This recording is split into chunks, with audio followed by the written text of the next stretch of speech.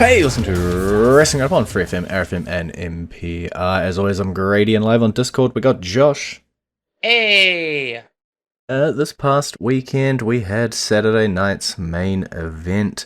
So we're just going to crack on into the four matches, the four non-dark matches that we had as a part of that show, chat about those, and then probably their fallout on Raw. First up, the WWE Championship was on the line. We saw Cody Rhodes defending it against Drew McIntyre. We talked a little bit about how Cody had gotten himself disqualified, starting being a little bit more dirty. And then on the SmackDown before the show, they added the stipulation, if he gets DQ'd or counted out, he's going to lose the title.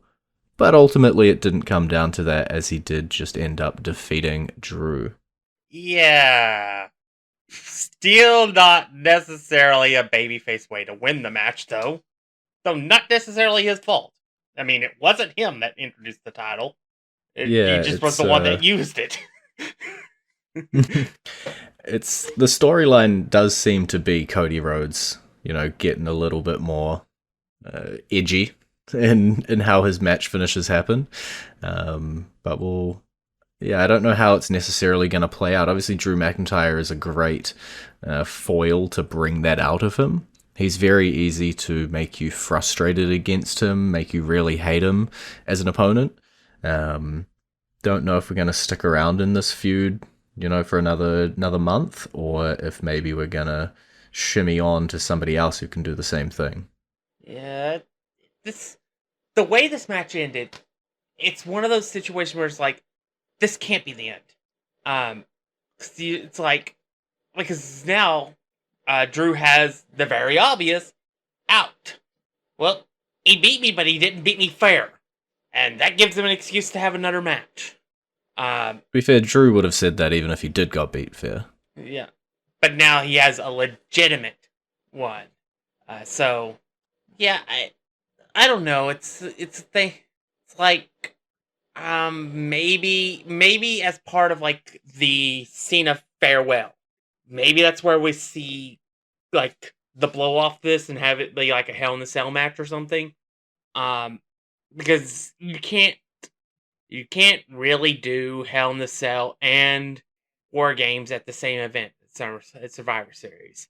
So while you could do like some stipulation match, I feel like they're building to kind of like a war, or like a Hell in a Cell type finale, and it's just something I just can't see them doing at Survivor Series unless they do like a 3 stages of hell and just make the third stale not a cell match or something. Yeah, I don't know what obviously they're going to do for John Cena's final show. We'll talk more about what's going to lead into his match on that show, but I don't know if they're going to do just 2 matches. We do the Saturday night main events as they are with 4 matches, and that fills the time. I imagine we're going to want to do a whole lot more packages, some more retrospective. We're not going to want to cut his retirement announcement short. And so there's probably not going to be a whole lot of wrestling outside of Cena's match. But if there was going to be something else on there, a big grandiose stipulation match would definitely fit the bill. Sticking on SmackDown, we also had the Women's Championship on the line. Tiffany Stratton being champion for a while. We said her days were numbered. Well, her number came up, and it was Jade Cargill calling. Yeah. 2 things. First, right call. Especially after the heel turn by Cargill. This is what needed to happen. Second, the right way to go about it. Jade Cargill didn't just beat Tiffany Stratton. She flat out stomped her. Bull in a china shop. Ran her over. Made Cargill look that much scarier for the women's division on SmackDown. I mean, the finish of the match was just her getting pissed off that a powerbomb didn't finish her off, so she powerbombed her twice more and then used her finisher. The her version of Beth Phoenix. Yeah. And like just absolutely just rolled it. I think you're right. I think that was like the only way that this match could go.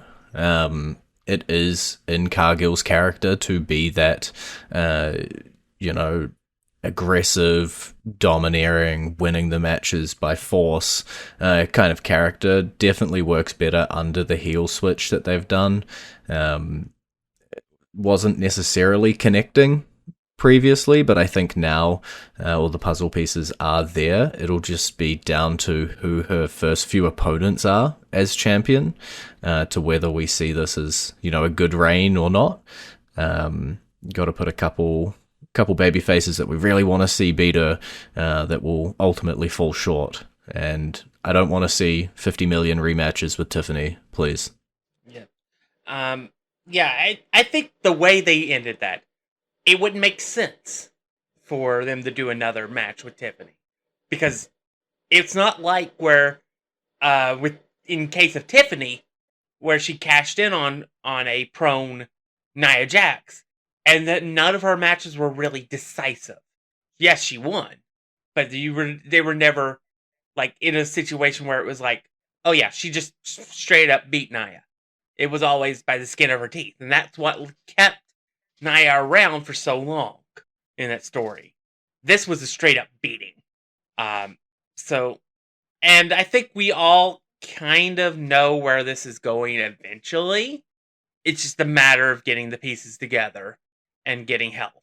But I think we're staring down the barrel of probably Jade Cargill versus Bianca Belair at WrestleMania. Yeah, I definitely think so, especially now that Jade's 100% committed to the heel persona. We were tossing around the idea of Bianca turning, but she is supremely over with the fans as a face, so it makes sense for her to make that return with her finger. I don't know how long the injury will keep her out. It seems to be a bit of a mystery one. Haven't heard much in terms of timelines or anything. It feels like it may just happen. But with the Rumble around the corner, that's always got to be my guess of when somebody's going to return, debut, etc. Yeah, yeah, that's what I would figure. I don't think she'll win the Rumble. At least I hope the heck she doesn't. Um, but I think she'll return, and then she'll win like an elimination chamber match to be to win the right to face Jade Cargill.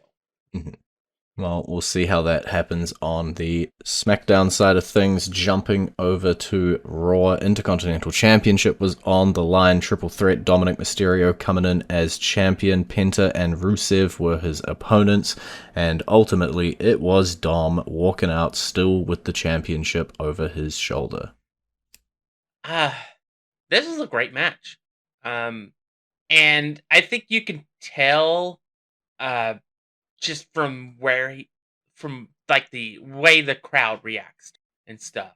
Um, I think he has positioned himself where he is going to be a world champion within the next 12 months. I just think that by the end of next year, he is going to win a world championship.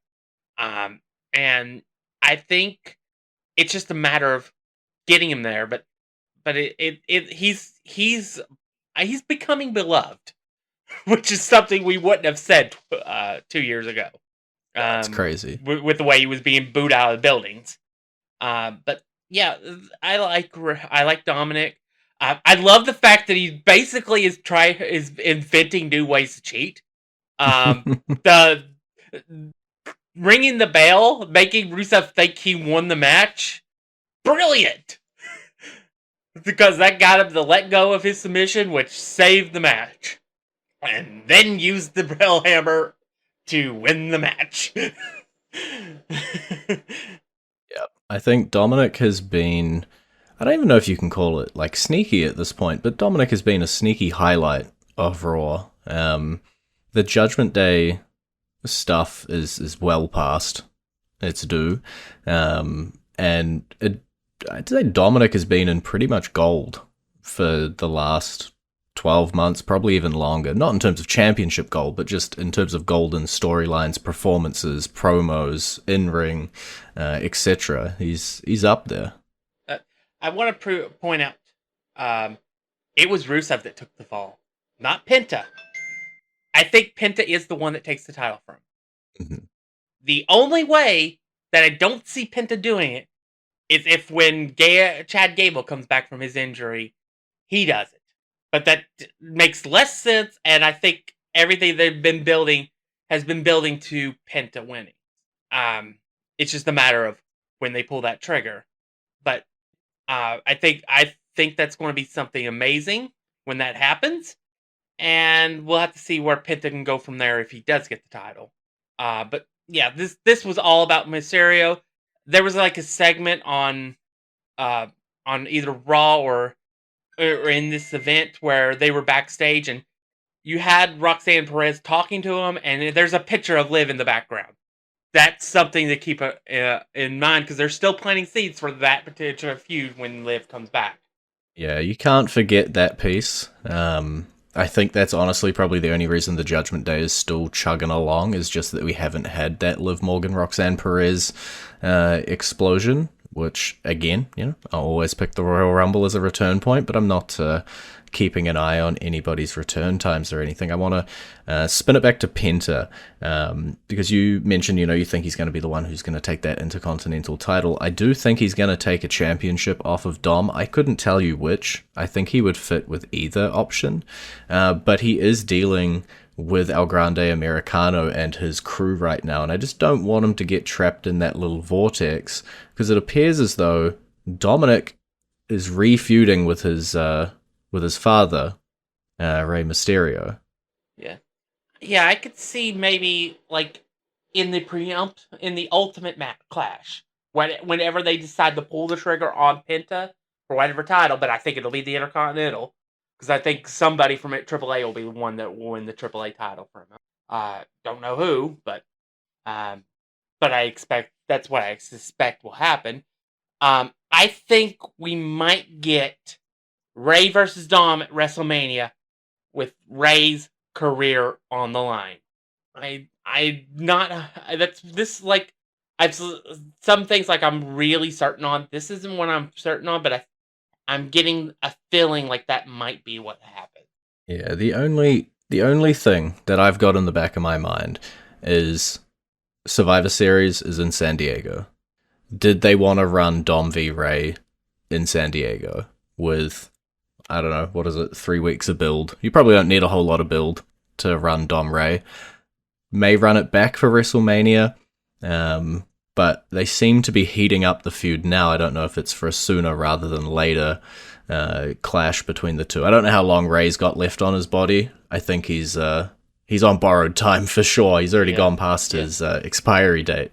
Yeah. If it is Survivor Series, maybe the way they talk him Dom into defending it against him is a career versus title.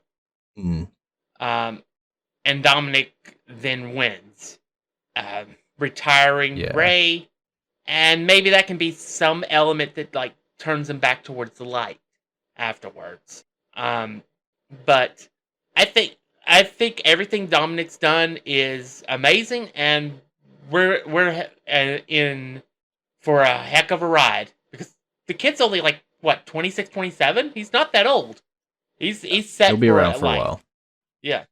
All right, well, we've still got one more match and its fallout from Raw, as well as the John Cena stuff to talk about, but we are roughly halfway through our episode, so we're going to go into our entrance theme this week. It is the brand new WWE Women's Champion Jade Cargill's theme. A storm is coming.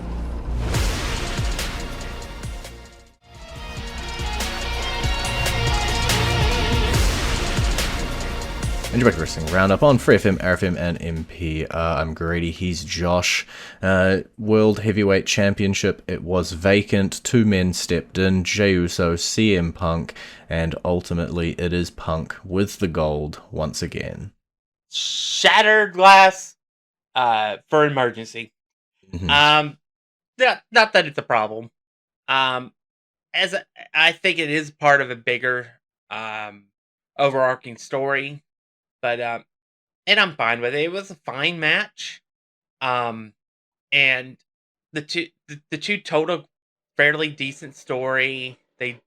It was a case of that. It was just Jay just couldn't get the job done, and uh, and that's it. Now the target is on squarely on CM Punk's back.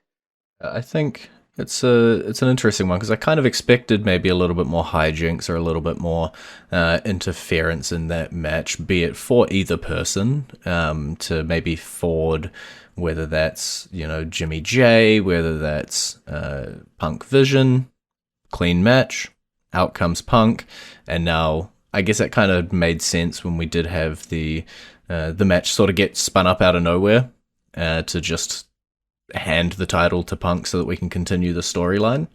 But you are right, the target is on CM Punk, and obviously the Vision, Braun Breaker, and Bronson Reed are going to take aim at that target, but we saw this week on Raw that Logan Paul is also taking aim at said target. Yeah, I don't know what to say. I mean, they did the very clear, like, fake out at the beginning of the show with Paul, like, helping Punk, and then ending it with Paul seemingly joining the Vision. It is what it seems like. It does seem... I don't know if it was always the plan, especially if they were going to do a War Games and they needed to fill in the men. Maybe they were always planning for Logan Paul to align himself over there, but if you're looking to like the type of character that Seth Rollins played in this like egotistical, maniacal person, it fits to put Logan over there into that slot.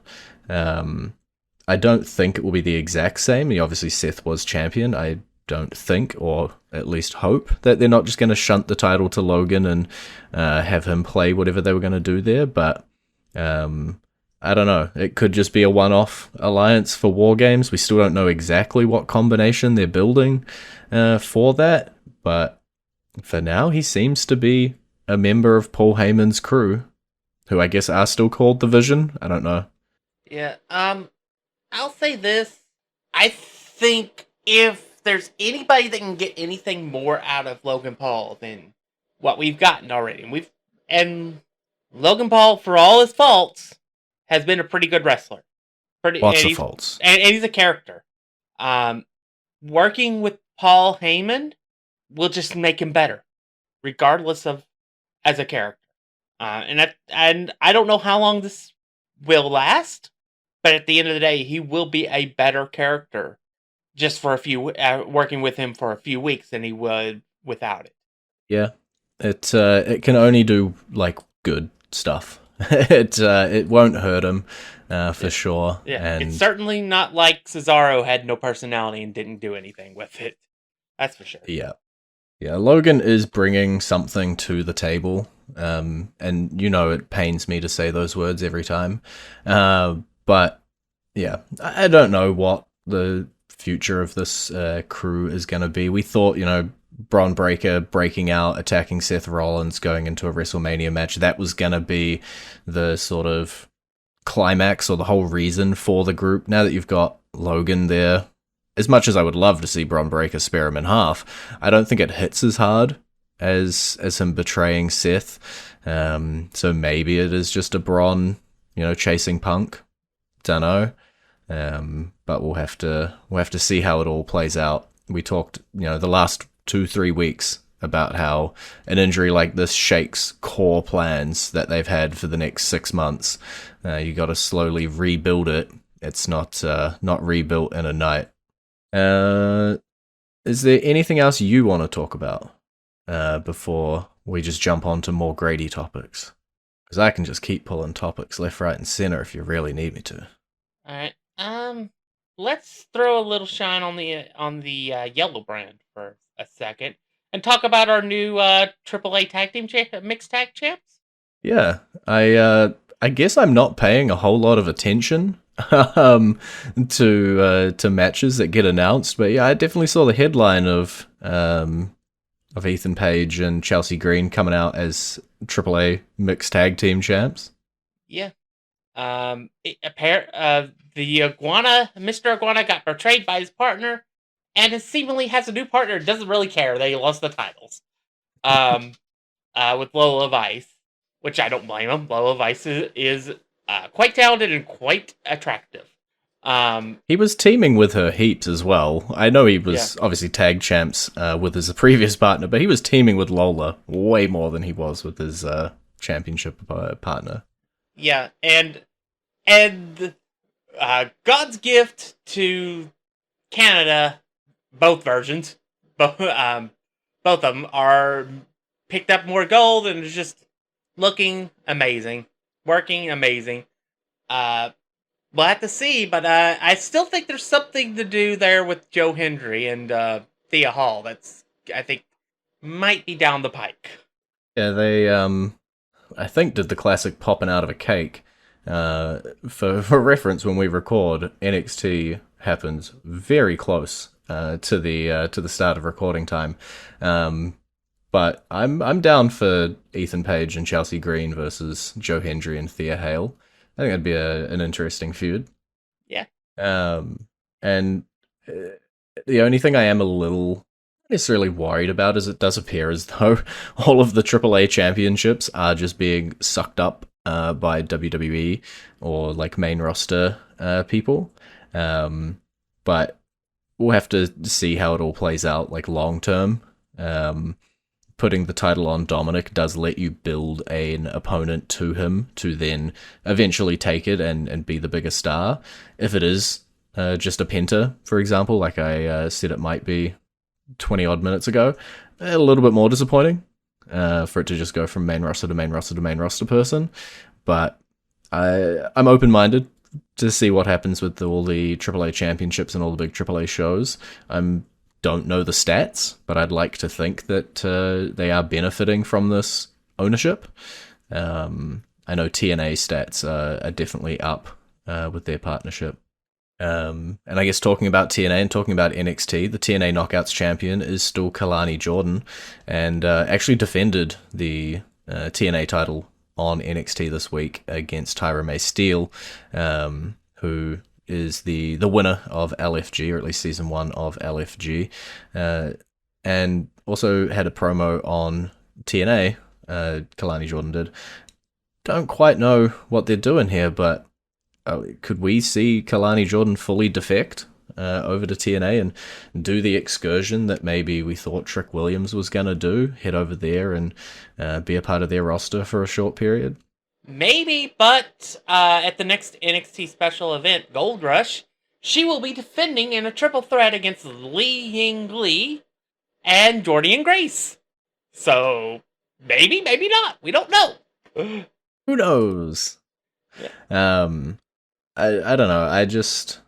similarly to the AAA stuff, right? Obviously, we talked about the Hardys being the first team to pick up NXT championships and then lost them like a week later. Got to see long term how all of these partnerships work out, and Kalani Jordan was another break glass in case of emergency when both your champion and number one contender for very different circumstances are removed from the chessboard. And it's giving a shine to Kalani, which I'm always happy with. I think she needs a bit of edge to her character, but other than that, always good to see her featured. Lastly, SmackDown MFTs. They were last week up against Motor City Machine Guns, or at least Tama Tonga and JC Mateo were. And then coming up, I believe that I think it's only one of them. Scrolly. Tala Tonga is going up against Ray Phoenix. Kind of just floating around the MFTs right now, making a few enemies, battling a few people in the mid-card, but not necessarily locking in a storyline of where they're going to head to. Yeah. It's another situation where it's like the recent injuries is like just destroyed everything that we thought was going to happen, and now things are just spinning they're spinning their wheels as they're trying to figure everything out from there. I really think it's going to be the MFTs versus the Wyatt Six, plus random person here, because we can't have Nikki Cross in the match. No matter what, it's not going to work. Well, if you look at, like, obviously they defeated the Motor City Machine Guns, that's 2. After the match, it was Phoenix and Nakamura that came out. That can make 4. Tama Tonga seems to want to take down Ilya Dragunov. That could be 5, but it would be a very smashed together random team of 5 to go up against the MFTs. Yeah. When you could have the Wyatt 6 and then just have the Wyatt 6 recruit somebody for the 5th person. Yeah. But and it make more sense. Yeah, well, I still don't know what combination we're getting for War Games, but we'll have to wait and see, because that is all the time we have for this week. It's been great talking to you. Bye. You can visit our Facebook page, facebook.com/wrestling R&D up, our Twitter page, twitter.com/wrestling RND up, our YouTube page, youtube.com/wrestling RND up, and we will catch you next week.